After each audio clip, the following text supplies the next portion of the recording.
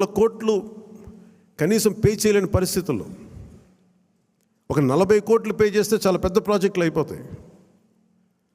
ఒకవైపు ఏమో ఋషికొండ లాంటి ప్యాలెస్కి ఏమో 600 కోట్లు ఖర్చు పెడతారు. అది వాళ్ళ కోసం కట్టుకున్నారా, గెస్ట్ హౌస్లకి, అది వాళ్ళ కథ. అది కానీ ఎప్పుడు ఏది ఖర్చు పెట్టాలి, ఎంత ఖర్చు పెట్టాలి అనే విఘ్నత లేదో వీళ్ళందరికీ అనిపించింది. మన క్యాంప్ ఆఫీస్కి తీసుకెళ్ళి మీరు బడ్జెట్ ఇచ్చి మీరు ఎంతైనా ఖర్చు పెట్టుకోండి, మీ క్యాంప్ ఆఫీస్ రెడీ చేసుకోండి అంటే నేను రూపాయి ఖర్చు పెట్టడం నాకు ఇష్టం లేదు. అదనంగా ప్రభుత్వ ఖజానాకి అది ప్రజల సొమ్ముని మనకి అకారణంగా దాన్ని ఖర్చు పెట్టేయడం కానీ దాన్ని దుర్వినియోగం చేయడం నాకు నచ్చక. అసలు ఏం వద్దు, ఉన్న ఫర్నిచర్ అలాగే ఉంచి ఏం చేయొద్దు. దాన్ని అవసరమైతే నేను చెప్తానులేండి, నేను చెప్తాను. మోస్ట్ ఆఫ్ ద టైం వీళ్ళు నా ఫర్నిచర్ పట్టుకెళ్ళాను. ఉన్న ఫర్నిచర్ సరిపోతే పర్లేదు.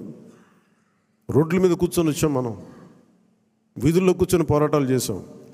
కూర్చొని చిన్నపాటి కుర్చీ ఉంటే చాలు, మళ్ళీ దానికి ఇంత సౌకర్యం